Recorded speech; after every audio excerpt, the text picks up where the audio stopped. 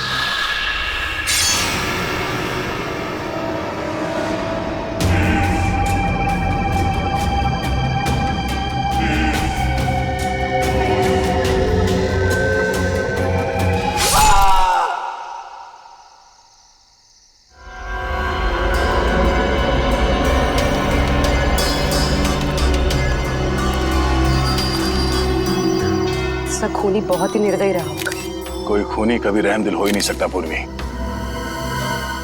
मगर एक खूनी दिमागी तौर पर बीमार लगता है। जान से मार दिया और इसका हाथ भी काट दिया।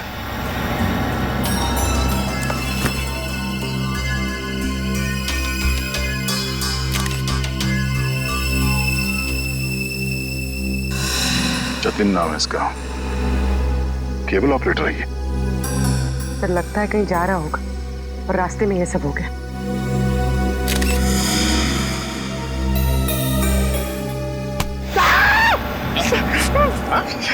सर अंधेरी रात में आपने मेरे कंधे पे हाथ रख दिया सर, मेरे को डर लग गया। क्या मिला निखिल? सर यहाँ पे इस गाड़ी के टायर का निशान है। लगता है इसे अचानक यहाँ पे ब्रेक मारना पड़ा और कोई निशान यहाँ पे दिखाई दे नहीं रहा है। सर ये किसी इंसान का काम नहीं है सर, ये वही जुलाई वाली आत्मा का काम है सर। सर उसने इससे पहले इसी महीने इसी तरह दो लोगों के खून किए थे सर। आज 13 जुलाई है और उस दिन 4 जुलाई की अंधेरी रात थी। इसी आत्मा ने जीवन का एक पैर काट डाला और जीवन मर गया। किसी ने खूनी को नहीं देखा।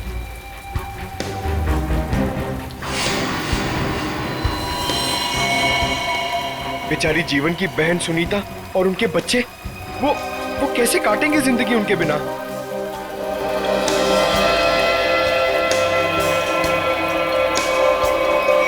और वो पार्लर वाली औरत, उसकी नाक और उंगली काट ली और किसी ने नहीं देखा उस आत्मा को। वो भी इसी खूनी आत्मा के हाथों मारी गई 5 जुलाई की रात को इसी तरह। लेकिन किसी ने तो देखा होगा खूनी को। नहीं सर, हमने कुछ नहीं देखा। जब तक हम अंदर आए रीना मर चुकी थी। ये कोई आत्मा का खेल नहीं है, ये किसी खूनी इंसान के बिगड़े हुए दिमाग का खेल है जो इसे आत्मा का किया साबित करना चाहता है। पूर्वी, इस कार को अच्छी तरह से चेक करो। जितने भी उंगलियों के निशान है सब उठा लो। और तुम सब आसपास देखो कुछ मिलता है क्या।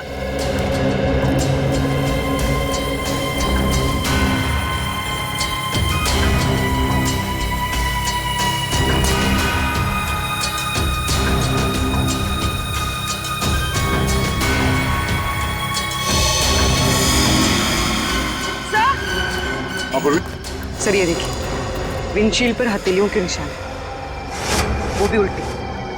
सर लगता है कोई उल्टा लटक के इस पे अटैक करने की कोशिश कर रहा था, तभी ये घबरा गया होगा और इसने अचानक ब्रेक मार दिया। और सर जतिन अपने आप को बचाने की कोशिश कर रहा होगा, इतने में खूनी ने अपना काम कर दिया। हो सकता है।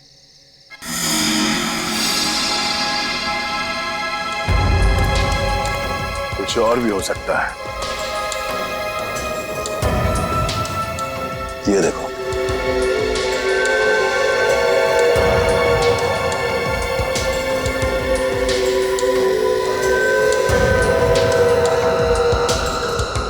नंगे पांव के निशान जंगल की तरफ जा रहे हैं। विक्रम, लाश को फोरेंसिक लैब भेजने का इंतजाम करो। तब तक हम जंगल में जाके देखते हैं कि खूनी कहां गया है। चलो।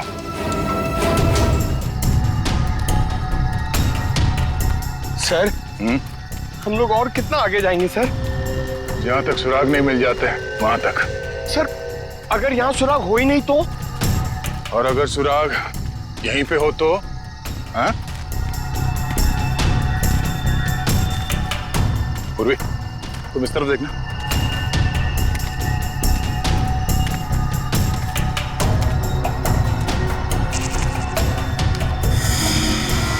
पंकज, तुम्हारी आत्मा का कपड़ा। सर ये तो किसी औरत का कपड़ा लग रहा है। सफेद कपड़ा। इस सफेद कपड़े पहन के लोगों को डराती थी और जान ले लेती थी। खून किया और कपड़े भी बदल लिए। ये क्या है?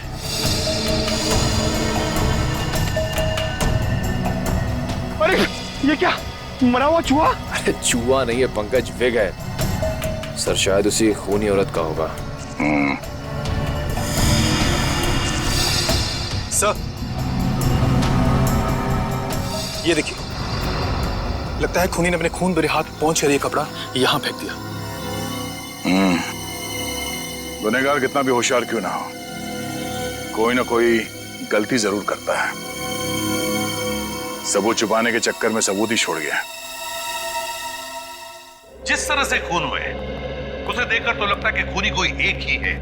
पहले उसने उन तीनों को चाकू से मारा और फिर उनके शरीर का एक एक हिस्सा काट लिया। इन सबको देखकर लगता है कि उसके मन में बहुत नफरत भरी थी इन तीनों के खिलाफ। पहले उसने जीवन का पैर काटा, फिर रीना की नाक और हाथ की उंगली, और अब ये केबल ऑपरेटर जतिन, उसका तो हाथ ही काट लिया। और सर तीनों को इसी महीने में मारा है, जुलाई में। जरूर इसके पीछे कोई बहुत बड़ा राज है। और सर इन तीनों मरने वालों के बीच में कोई संबंध भी तो नहीं है। ऐसा कैसे हो सकता है काविन? कुछ ना कुछ तो संबंध जरूर है इन तीनों के बीच में। और सर जिस तरीके से खून किया है, खूनी बहुत ताकतवर है। हाँ, और बहरूपिया भी। खूनी बहरूपिया है, औरत बनकर खून कर रहा है वो, औरत बनकर।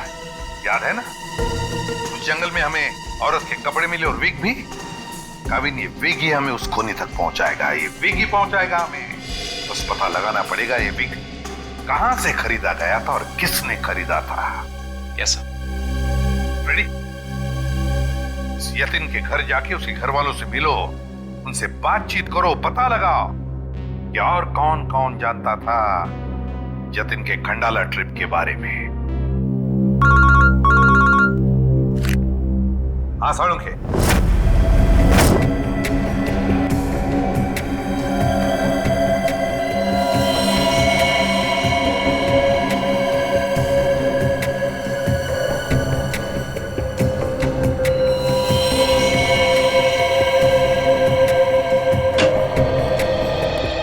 Good morning.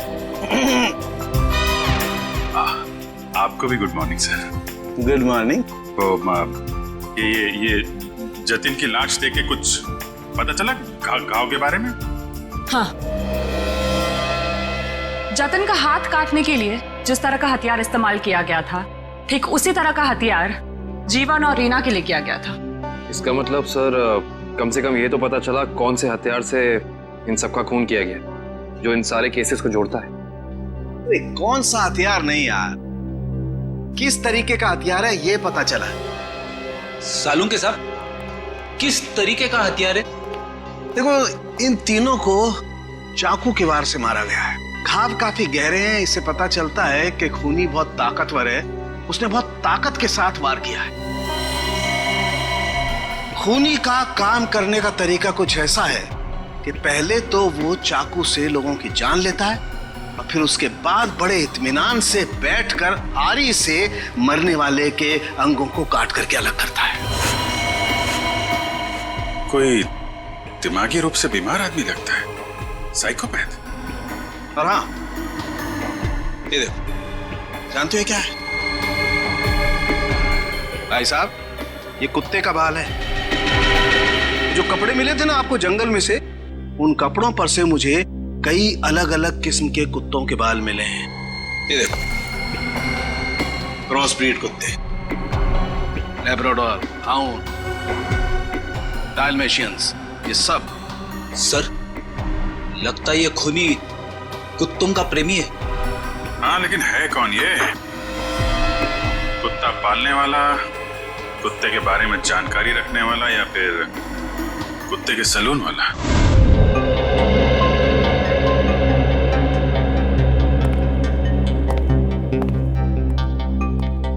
मैं और क्या बताऊं सर, मुझे तो विश्वास ही नहीं हो रहा है कि जितिन भैया को कोई क्यों मारना चाहेगा। वो एक सीधे साधे आदमी थे। अपने केबल नेटवर्क के बिजनेस के अलावा उनको फुर्सत ही नहीं थी कि वो किसी और विषय में सोचे। अच्छा, आपके अलावा और कौन जानता था कि जतिन खंडाला जाने वाले? खंडाला जाने के प्लान के बारे में तो उन्होंने मुझे अचानक ही बताया था, और मुझे नहीं लगता कि किसी और को भी उन्होंने इस बारे में बताया होगा। फोन पे किसी से बातचीत कर रहे हो, कुछ सुना हो? नहीं नहीं, फोन पे नहीं। हाँ श्रेया। सर इधर। क्या मिला? सर ये देखिए, लगता है जतिन के जो जो जरूरी काम थे या जो काम बाकी थे, रिमाइंडर्स के तौर पे उसने इस नक्शे पे सारी पर्चियां बना ली थी ताकि कुछ छूटे नहीं। 11 जुलाई पेमेंट कलेक्ट करना है, एक्सरे करवाना है, डॉक्टर के साथ मीटिंग, इलेक्ट्रिशियन 10 जुलाई। 10 जुलाई को तो जतिन की मौत हुई थी ना? हाँ सर। 10 जुलाई 67 के साइन बिल्डिंग का केबल कनेक्शन काटना है, पेमेंट बाकी है। सर शायद ये जतिन उस रात आखिरी बार इस फ्लैट वाले से मिला था। 678 के साइन बिल्डिंग में चलते हैं, कुछ ना कुछ जरूर पता चलेगा इसके बारे में। सेठ जी, सीआईडी वाले आपसे मिलने आए। गई क्या बात है? ये विग आपके यहाँ बनवाई गई थी?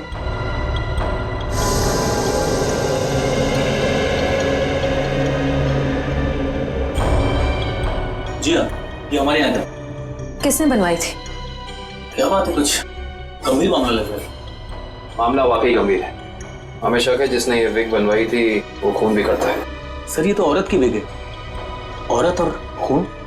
हाँ, क्या आप प्लीज बता सकते हैं कि ये विग किसने खरीदी थी?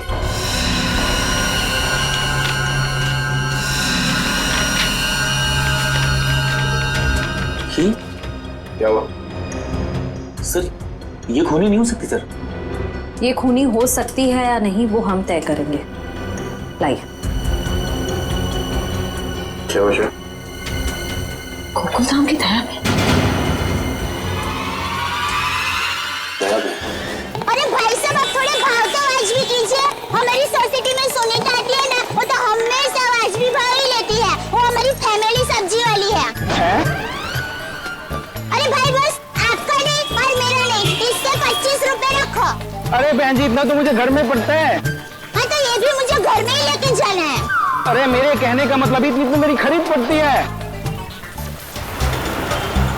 गोकुल धाम सोसाइटी से पता कर लिया है, यहाँ पे यही कहीं आई है भाजी खरीदने। अरे लेकिन उसे ब्यूरो कैसे लेके जाएंगे? विग के बारे में बता के सर। विग के बारे में? अरे नहीं, गुस्सा हो जाएगी। एक काम करते हैं, ये उसे ना वो गरबा वरबा की बातें बता कर ना उसे मना देते हैं। वैसे भी हम दोनों को वो भाई मानती है ना। हाँ ले जाओ, सब ले जाओ, सब ले जाओ, सब फ्री में लेके जाओ। अरे नहीं भाई, मेरी माँ हमेशा कहती है जब भी किसी को कोई भी चीज दो ना एकदम दिल से देनी चाहिए ताकि सामने वाले को संतुष्टि हो। और टप्पू के पापा भी ये बात मानते हैं। अरे बहन जी, मैं मानता हूँ कि ग्राहक भगवान होता है, उसकी इज्जत करनी चाहिए, लेकिन मैं ये सब्जी पे फ्री में नहीं दे सकता, मैं लुट जाऊंगा। अच्छा चलो भाई, बस ठीक है, आप जितने कहते हो ना इतने पैसे दूंगी बस। धन्यवाद बहन जी, धन्यवाद। पर सुनिए, मुझे वो धनिया और मिर्ची मुफ्त में चाहिए। चलो ठीक है, देता मैं। लीजिए बहन जी, ये लीजिए। पैसे आ गए, आप तो कमाल करते हैं भाई। हाँ थोड़ा और दीजिए। हाँ मिर्ची दी ना। अरे भाई, पंकज भाई, हाय कैसे हैं? हम ठीक है, आप कैसे रह रहे हैं? मैं एकदम मजे में। आप लोग यहाँ सब्जी खरीदने आए हैं? हाँ, सब्जी, भाजी। अरे हाँ, ये तो डेली भाजी खरीदते हैं, हर रोज। हाँ, वैसे इनको देख के लगता ही है कि ये भाभी जी को बहुत मदद करते होंगे। एकदम पतली औरत है। दयाबेन ये तो कुछ भी नहीं है, ये है ना, ये तो डेली कपड़े भी धोते हैं। पंकज मुंह बंद कर, नहीं तो मैं तुझे धो दूंगा। Weak weak weak weak weak weak. अरे ये तो कमाल का सुना, आप विग पहन के कपड़े धोते हैं।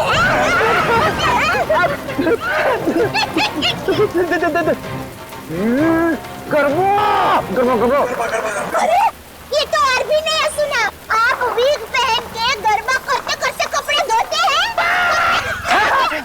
हाँ दयाबेन, मैं हर काम ना गरबा खेलते खेलते करता हूँ। ये देखो। अरे फ्रेंडी भाई, अभी थोड़े दिन पहले तो आपको सिखाया था, आपको जरा ठीक तरह से नहीं आ रहा है। अरे दयाबेन, लगता है ये भूल गए, इन्हें जरा गरबा करना सिखाओ ना। अभी यहाँ अर्जेंट है। अर्जेंट है। हाँ ठीक है, सीढ़ी भाइयों का काम नहीं रुकना चाहिए। देखिए, हम लोग यहाँ रास्ते में गरबा करेंगे ना तो एक्सीडेंट हो जाएगा। गरबा करने के लिए थोड़ी जगह होनी बहुत जरूरी है। दयाबेन, टेंशन लेने की जरूरत नहीं है, फ्रेडी के पास है कैसी जगह।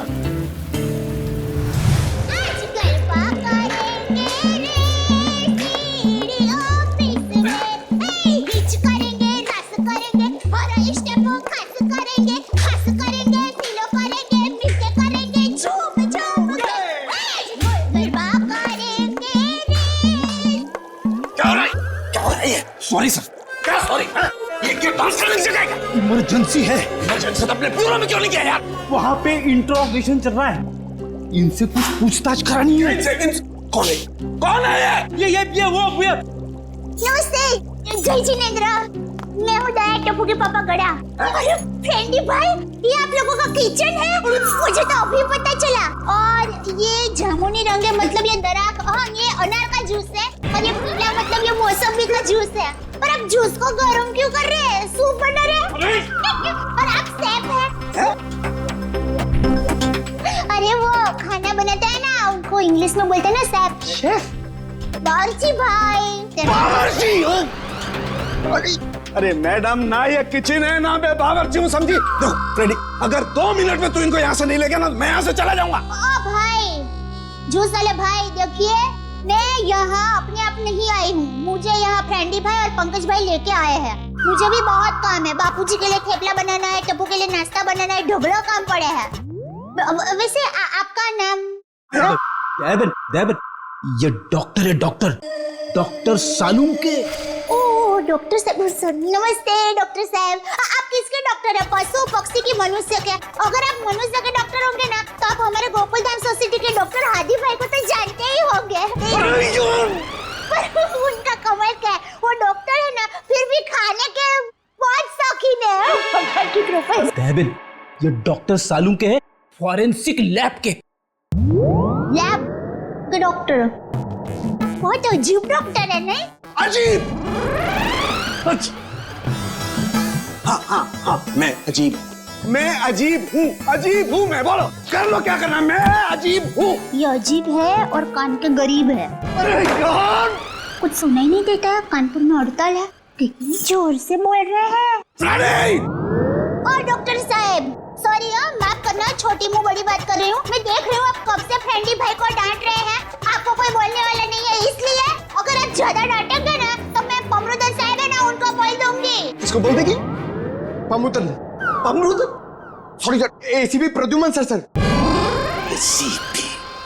ये एसीपी का क्या है ना? हाँ, बोल दो, जा करके एसीपी को बोल दो, मैं डरता नहीं हूँ एसीपी से, अंडरस्टैंड? ओहो, राम राज्य प्रजा सुखी। भाई साहब, ये बेचारे फ्रेंडी भाई गरबा सीखने की कोशिश कर रहे हैं, मेहनत कर रहे हैं, आप उनको डांट रहे हैं। और ये भाई है कि यहाँ पर आराम कर रहे हैं, आप इनको कुछ नहीं कह रहे हैं, और ये बेचारे फ्रेंडी भाई को डांट रहे हैं। दयाबेन, हमें ऑर्डर नहीं है, यहाँ पे जो सोता है ना वो सोता ही रहता है। अरे पर दिन में कोई कैसे सो सकता है, सेहत के लिए अच्छा नहीं होता है। और साहब आप तो डॉक्टर है, आप इनको समझाइए, उठाइए जरा। दिन में सोना ठीक नहीं है ना? नहीं, गलत बात है ना? अच्छा। हाँ, तो एक काम करो, आप जाकर के इनको उठा दो। जरूर। हाँ, उसमें क्या? हे जागने तू जागवा, श्री कृष्ण गोवालिया, तुझ विना धेनुमा कोण जासे। भाई लगता है गुजराती नहीं है। हाँ गुजराती नहीं। उठाओ उठाओ भाई, उठिए, चलिए चलिए चलिए उठिए, दिनचर्या शुरू कर दीजिए, दिन शुरू हो गया है। उठाओ उठाओ उठाओ उठाओ, हाँ उठाओ उठाओ।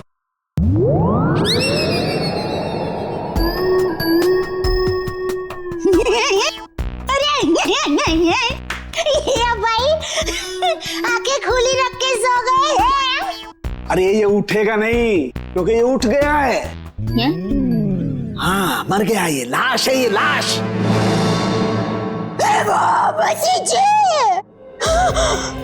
भाई रहने दो, ये तो संसार का नियम है, जो एक बार आया है उसे जाना भी है। अरे तो यार इन्हें भी जाना है, इन्हें भी ले जा यार, तू ले जा इन्हें, ले जा।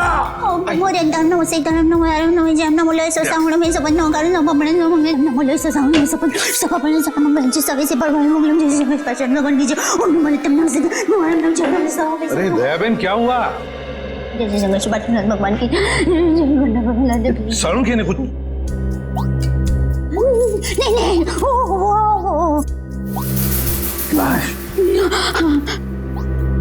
दयाबेन, ये फोरेंसिक लेबोरेटरी है, यहाँ पर लाशें पड़ी रहती है। तो इनको डर नहीं लगता? ये तो लाशों से बातें करते हैं।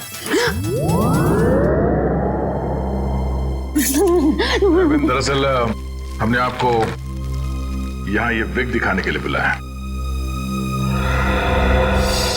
ये तो बबीता जी की विग है। ये बबीता जी?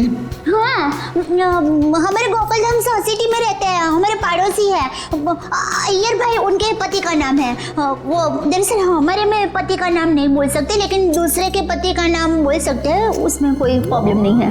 फिर वो बबीता जी ने विग मंगाई थी, भाई की विग मंगाई थी, पर गलती से बहन की विग आ गई थी, तो वो वापस करने के लिए गए थे। लेकिन आपके पास ये विग कैसे आई? हम बबीता जी से पूछ लेंगे। हाँ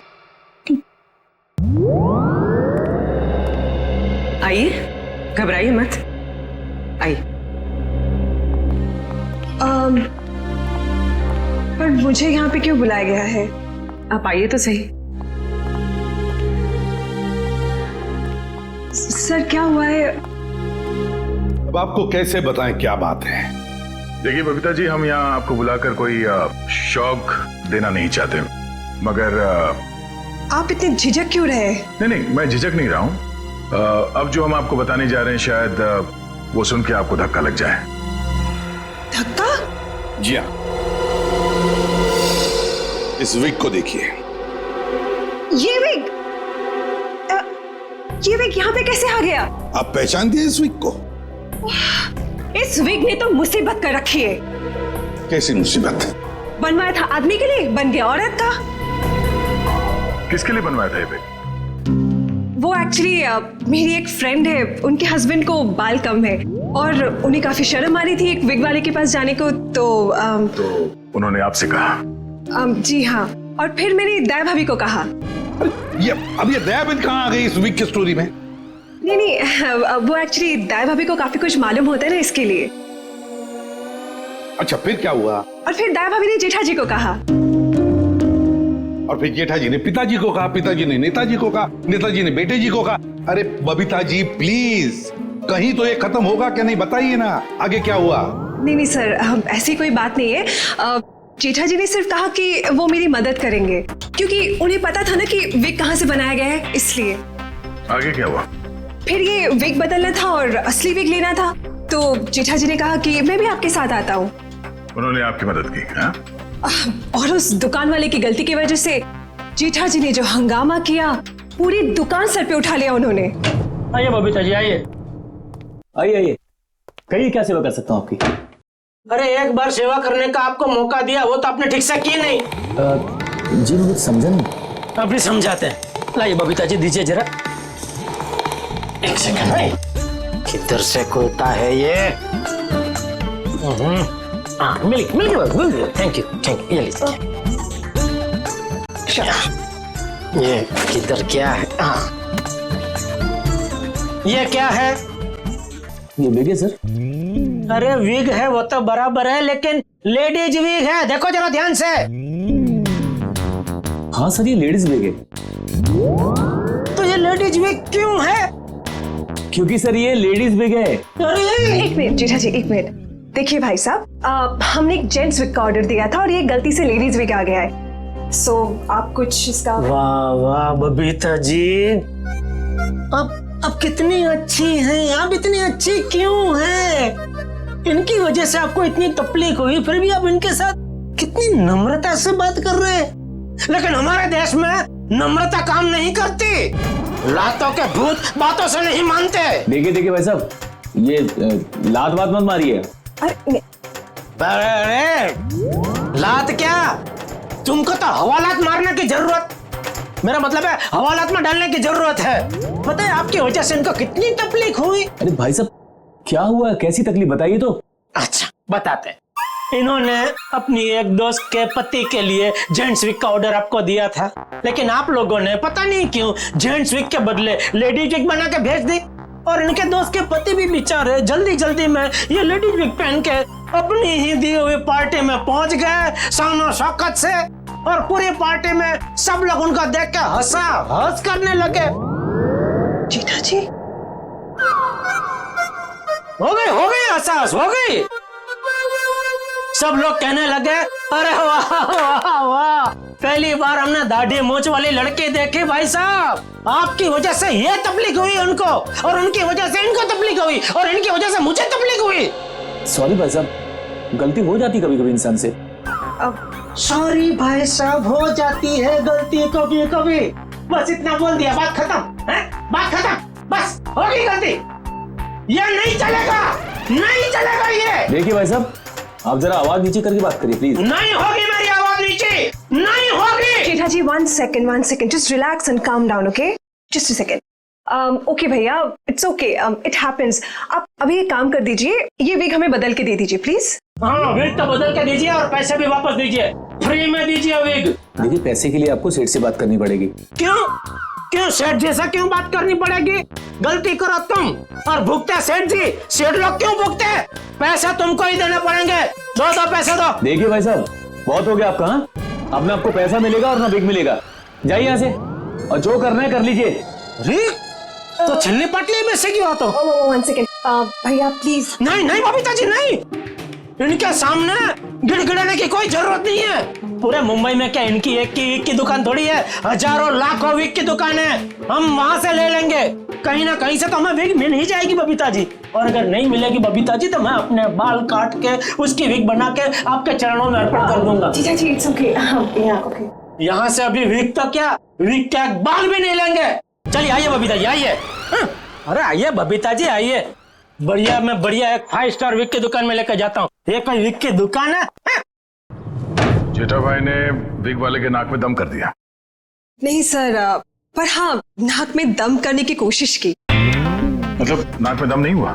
नहीं सर, पर सर उन दोनों के बीच में बहुत ज्यादा बहस हुई, पर जेठा जी भी हार मानने वाले में से तो है नहीं।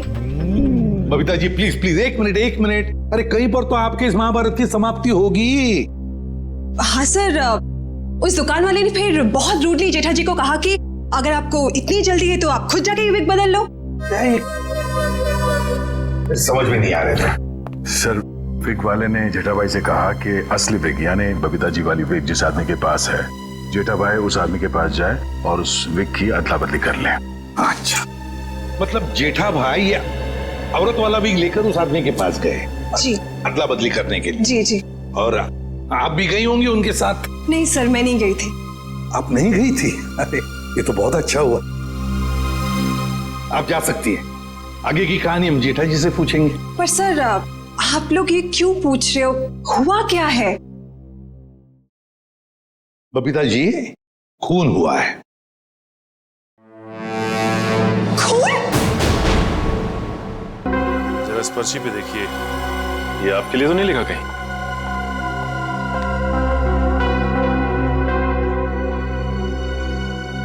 ये तो जतिन का लिखा हुआ लगता है। बिल्कुल सही पहचाना आपने। मगर ये आपके पास क्यों है? एक्चुअली जतिन का खून हो गया है। खून? खून? ये आप क्या बात कर रहे हैं सर? वो भी कल ही तो हमारे घर पे आए थे। और कल ही खंडाला रोड पर उनका खून हो गया, आपके घर से निकलने के बाद। कहीं आप लोग हम पर तो शक नहीं कर रहे? क्या करें, हमारा काम ही कुछ ऐसा है। शक से शुरुआत करते हैं और सबूत तक पहुंचते हैं। लेकिन हम क्यों मारेंगे उनको सर? हाँ, केबल की पेमेंट को लेके थोड़ा झगड़ा हुआ था हमारा, लेकिन क्या हम आपको खूनी दिखाई देते हैं? वो सब छोड़िए, आप ये बताइए कि जतिन यहाँ अकेला आया था या फिर उसके साथ में कोई और भी था? जी नहीं, वो अकेले थे। खंडाला जाने के बारे में कुछ बात कर रहा था वो? हाँ हाँ, वो कह रहे थे कि यहाँ से वो खंडाला जा रहा है। ये बात आप दोनों के अलावा और किसी ने सुनी थी? दरवाजे पे खड़े होकर जोर जोर से चिल्ला रहे थे वो। आते जाते ना जाने कितने लोगों ने सुना होगा, हम कैसे बता सकते हैं? ठीक है ठीक है, अभी हम लोग जा रहे हैं, जरूरत पड़ी तो दोबारा तकलीफ देंगे। सर, ये रीना रहती थी कालीन हाउस में और जतिन रहता था सुपांडी सोसाइटी में। सर, ये जीवन अपनी चचेरी बहन सुनीता और उसके बच्चों के साथ रहता था डायमंड अपार्टमेंट में। और ये तीनों के तीनों एक दूसरे से 1 किलोमीटर के दायरे में रहते थे। सर, लेकिन ये एक संयोग भी तो हो सकता है। कभी संयोग 2 लोगों के साथ हो सकता है, 3 के साथ नहीं। संयोग नहीं तो फिर क्या हो सकता है सर? इसका एक ही मतलब हो सकता है फ्रेडी, खूनी इन तीनों के आसपास ही रहता है। एक बात और है सर, मरने वालों में एक कॉलेज प्रोफेसर है, एक ब्यूटिशियन है और जतिन केबल ऑपरेटर है। ऐसी कौन सी वजह हो सकती है जिस वजह से खूनी ने इन तीनों को अपना शिकार बनाया होगा? फ्रेडी, एक काम करो, रीना के घर से जो फोटोग्राफ्स मिले ना, लेकर आओ। कविन देखो, खूनी ने जीवन और जतिन इन दोनों के शरीर का सिर्फ एक ही हिस्सा काटा है, सिर्फ एक। मगर रीना की नाक भी काटी और उंगली भी काटी। क्यों सर? हाँ, ये देखो रीना की उंगली पर ये अंगूठी। सर, लगता है ये अंगूठी काफी महंगी है। और इसीलिए रीना की उंगली काटी गई फ्रेडी, इस महंगी अंगूठी के लिए। सर, अभी तक तो खूनी के बारे में पता नहीं चला है, अंगूठी कहां से ढूंढेंगे? फ्रेडी, ज्वेलरी शॉप में से। खूनी ये अंगूठी अपने पास तो नहीं रखेगा, किसी न किसी ज्वेलरी शॉप में जाएगा ही ये अंगूठी बेचने के लिए। बस पता लगा शहर में ऐसा कौन सा ज्वेलरी शॉप है जहां पर ये अंगूठी बेची गई है और कौन बेचने आया था। आसान क्या, पता चला कुत्तों के बालों के बारे में? अच्छा, animal lovers clinic, Goregaon. Supriya market में तनीषा नाम की एक लड़की का बुटीक है, वहां पे जेठालाल ने वो विग दी थी। ओके लेडीज, अभी तुम लोग जाओ, हाँ, बट कल टाइम पे आ जाना। कल हम अपने फैशन शो की प्रैक्टिस करेंगे। Okay, thank you. You can go now, leave it, मैं रख दूंगी। Bye bye.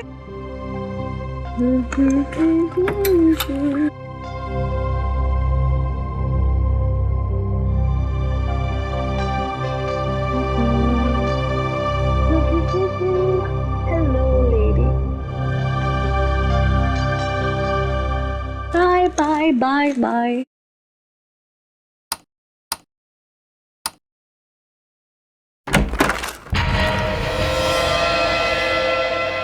कौन है? कौन है?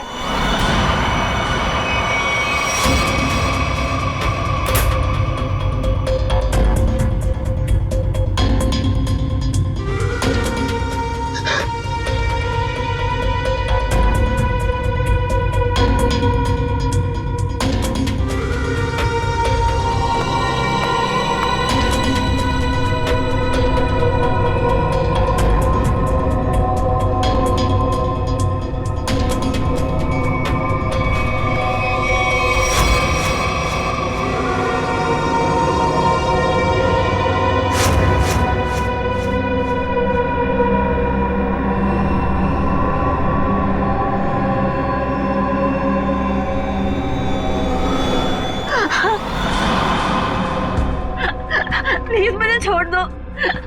मैंने तुम्हारा क्या बिगाड़ा है? प्लीज मुझे जाने दो।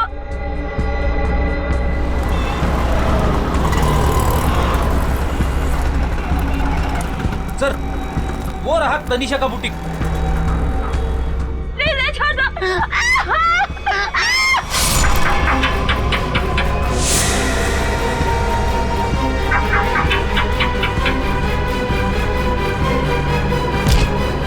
तनीषा, तनीषा,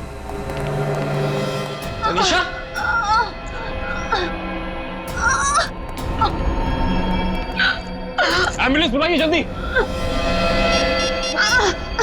संभाल के।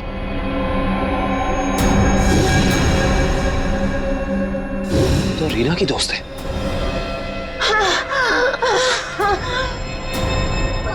आखिर इस सब के पीछे है कौन? सीआईडी जी, कहिए क्या मदद कर सकता हूं मैं?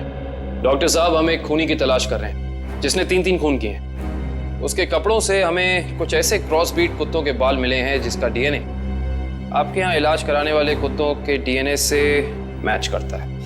यहाँ हर रोज सैकड़ों लोग अपने कुत्तों के इलाज के लिए आते हैं। अब किसका बाल मिला है हम कैसे बता सकते हैं? कुत्तों का छोड़िए, हमें वो आदमी चाहिए जिसने खून किए। Sir, we are dog lovers. कुत्तों से इतना प्यार करते हैं, इंसान को कैसे मार सकते हैं? ये तो फिंगरप्रिंट्स लेने के बाद ही पता चलेगा। फिंगरप्रिंट्स? जी हाँ, जतिन नाम का आदमी जिसका खून हो चुका है, उसकी गाड़ी पर से हमें खूनी के फिंगरप्रिंट्स मिले हैं।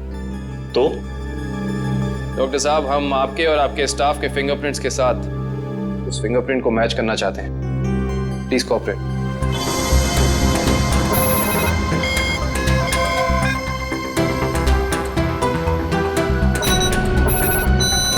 हाँ भाई।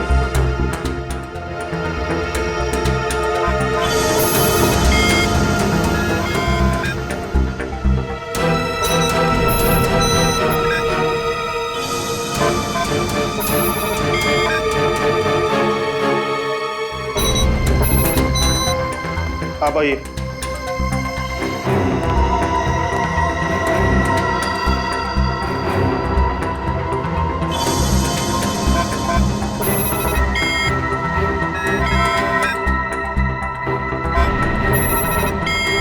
सर, इनका भी फिंगरप्रिंट मैच नहीं हुआ। Thank God. मैं तो डरा हुआ था कि अरे कुछ किया ही नहीं तो डर किस बात का? डॉक्टर साहब, हमें आपकी एक और मदद चाहिए। जी। हमें आपके उन सारे क्लाइंट्स के नाम और पते चाहिए जो अपने क्रॉस ब्रीड कुत्तों को यहाँ आपकी क्लिनिक में इलाज कराने के लिए लाते हैं। सर, रीना की अंगूठी की डिजाइन हमने सारे जूलर्स को भेजी थी, सिर्फ इस सलोरा जूलर्स ने पहचान की है। और श्रेया, ताज्जुब की बात तो यह है कि एक साधारण सी अंगूठी के लिए खूनी ने रीना की उंगली काट दी। आइए सर, क्या देखना चाहेंगे आप लोग? हम सीआईडी से हैं, हमने ही आपको कॉल किया था। ओह हाँ, आप लोग किसी लड़की की अंगूठी के बारे में जानना चाहते हैं? जी हाँ, इसी डिजाइन की कॉपी हमने आपको भेजी थी और इसी लड़की की वो अंगूठी है, रीना नाम है उसका। अंगूठी तो यही है, मगर ये अंगूठी मैंने किसी और के ऑर्डर पे बनाई थी। तो फिर किसके ऑर्डर से बनाई थी? देखिए, किसी का खून हुआ है, प्लीज। हाँ, बताता हूँ।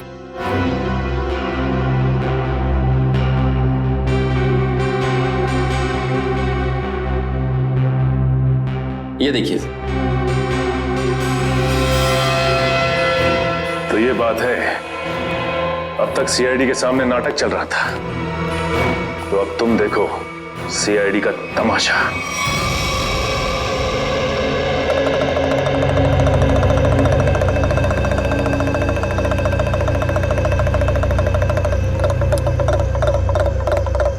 मेहरबान साहिबान, कदरदान, लाले दी जान, जल्दी आइए जल्दी। आपके सामने एक तमाशा पेश करने वाले हैं हम लोग। एक ऐसा तमाशा जो सच्ची घटना पे आधारित है, एक ऐसा तमाशा जिसे देख के आपके होश उड़ जाएंगे। जल्दी आइए मेहरबान साहिबान। अरे बहनों, भाइयों, दोस्तों, जल्दी आओ। छछूंदर के सिर पे चमेली का तेल, देखो रिश्तों का बनता बिगड़ता खेल। ये क्या है सर? ये आप लोग क्या कर रहे हैं? तमाशा, तमाशा। हम यहाँ आपके सामने एक तमाशा लेकर आए हैं। अच्छा लगे तो ताली बजाना और पसंद ना आए तो जोरदार ताली बजाना, लेकिन ताली जरूर बजाना। तालियां।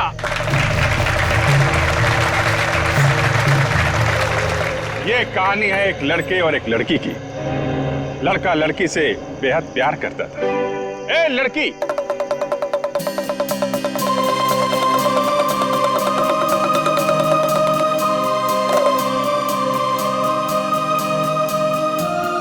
रीमा,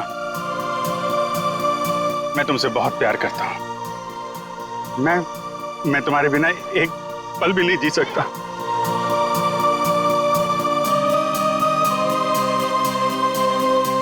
सच्ची?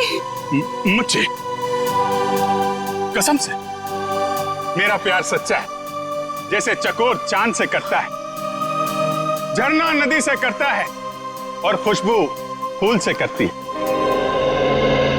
और ये फूल तुम्हारे लिए, इसमें मेरा दिल है। क्या तुम मुझसे शादी करोगी?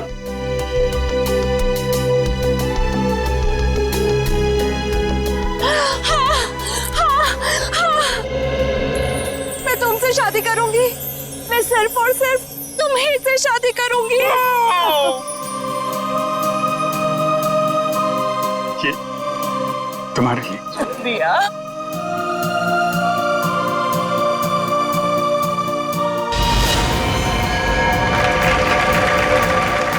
लेकिन मेहरबान कदरदान साहिबान लाले दी जान, जिस लड़के की शादी होने वाली थी उसकी एक बहन भी थी। बहन, शुरू हो जाओ।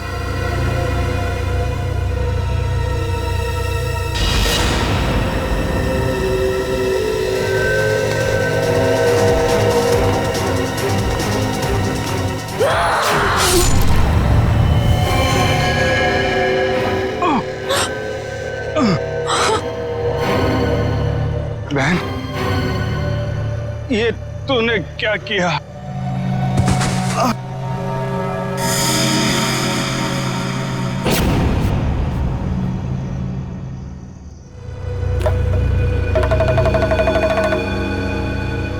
मेहरबान साहिबान कदरदान, भाई को मारने के बाद भी बहन रुकी नहीं, उसने उसकी मंगेतर का भी खून कर दिया।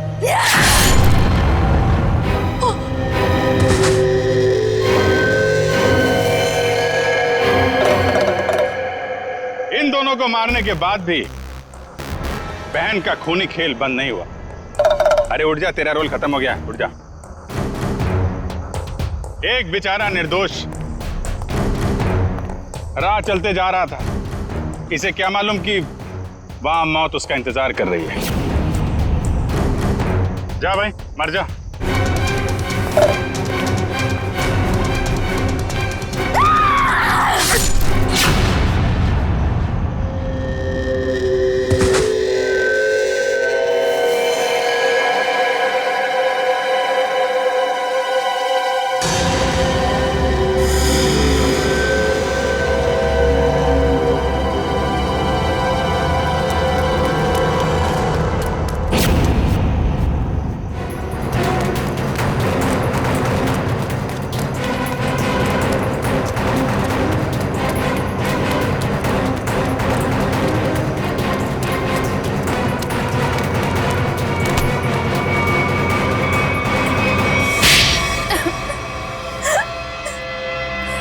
बताती हूँ, सब सच बताती हूँ। मैंने ही अपने चचेरे भाई और उसकी मंगेतर रीना का खून कर दिया, क्योंकि वो दोनों मुझे अपने घर से निकाल देना चाहते थे। मैंने जो कुछ भी किया अपने बच्चों के लिए किया।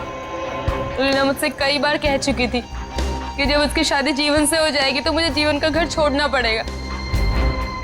अपने बच्चों को लेकर कहाँ जाती? मैं एक तलाकशुदा औरत हूँ और ज्यादा पढ़ी लिखी भी नहीं हूँ, इसलिए मैंने सोचा कि तुम दोनों को अपने रास्ते से हटा देती हूँ, और मैंने वो ही किया। लेकिन मुझे लगा कि लोगों को मुझ पर शक ना हो जाए, इसलिए इसको सीरियल किलिंग का रूप देने के लिए मैंने जतिन का भी खून कर दिया। तुम्हें क्या लगा ऐसा करने से तुम बच जाओगी, हैं?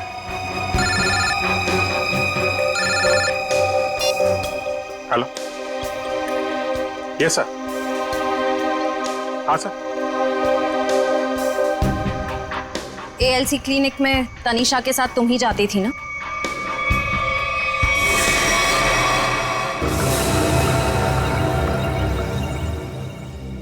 मुझे बचा लो प्लीज, मुझे बचा लो प्लीज। तुम यहाँ क्या कर रही हो? मैंने तुम्हें कितनी बार कहा है कि मेरा और तुम्हारा अब कोई लेना देना नहीं है। मैं बहुत खतरे में हूँ, मेरे पीछे CID लगी हुई है, प्लीज मुझे बचा लो। क्या CID? मैं तुम्हारे हाथ जोड़ती हूँ, प्लीज मुझे बचा लो, मैं बहुत मुसीबत में हूँ। मेरे बच्चे को और मुझे शहर से दूर भेज दो, प्लीज मुझे बचा लो प्लीज। खून करने में मैं तुम्हारी मदद कर दी, लेकिन CID से बचना नामुमकिन है। बिल्कुल सही कहा भुवन तुमने। हमें पहले से पता था ये काम इस अकेली लड़की का नहीं है, इसमें कोई और भी शामिल है, इसीलिए हमने उसे वहां निकलने दिया।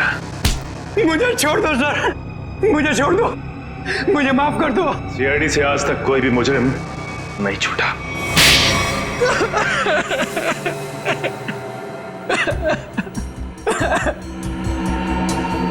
सर मैं ये मजबूरी में कर रहा था, मेरे पास और कोई चारा नहीं था।